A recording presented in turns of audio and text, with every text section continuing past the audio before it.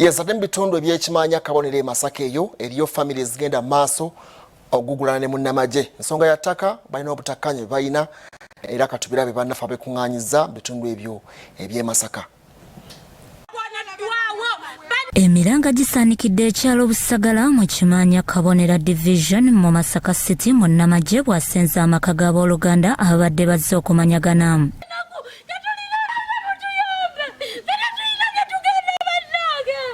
Abenju y'omugenzi Charles Kalanzi balumiriza nti ennyumba yaabwe yamenyeddwa munnamaje eyagulawo mu bukyamu. Twasooka kuwulira bigambo nga batugamba nti ennyumba y'ewammwe baagikoonye ne tugamba kyekitasoboka ennyumba tebasobola gikoona. Tugenze okutuukawo ku site ng'ennyumba ya kitaffe amazima ga Katonda baagikoonye.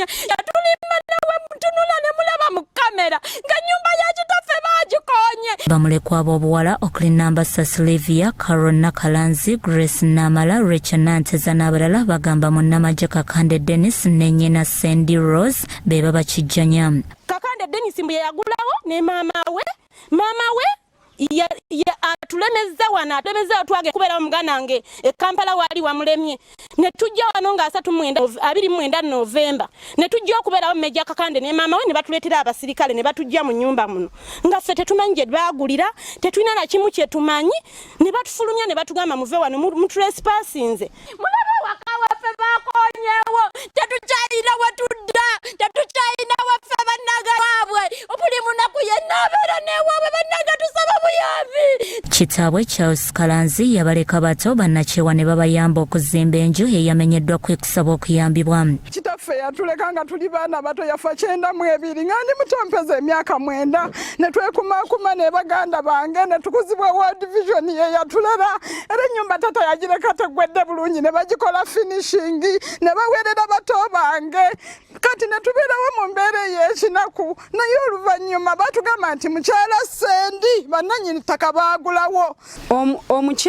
Mukyala Sendi mukyala w'omugenzi Sendi ye yagamba mbuba wano waabwe be bannyini ttaka era n'agamba mbu omuntu waafa omuntu waddemba okweddiza ettaka lye twagala President Museveni gw'olonda baminisita ba land zibaveeyo batubuulire nnyini ttaka akoma wano w'ekibanja. Tusaba buyambi mama Nabbanja tusaba otuyambe MKM tusaba otuyambe. Abamu balumiriza nnyini ettaka okwezza ekibanja kyabwe nga kitaabwe afudde ate abalala ne banokolayo munnaabwe Kawalya okuguza munnamaje Kakande abamu kye bawakanya nti bamuwaayiriza.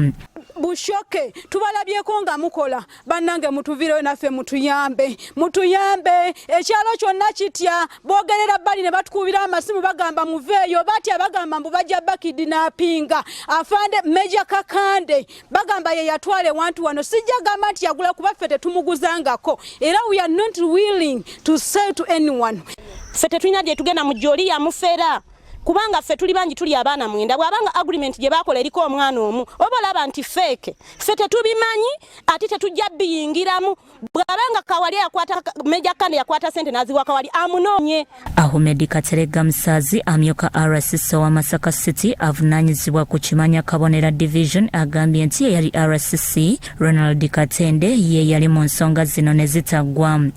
Eyali mukama wange mwami Ronald Katende yali RCC wa Masaka City naleka nga tazimaliriza nze bwe bazintegeezezaako ne baŋŋamba nti yabategeeza nti zaali zimususseeko nga zeeyongeddeyo mu bakama be nti n'olw'ensonga eyo yali azikwasizza bakama be nga be bazikolako naye nze bwe bazze okuzintegeeza nalabye nga wayinza okubeerawo ate okuyiwa omusaayi nayimirizza byonna ebikolerwawo.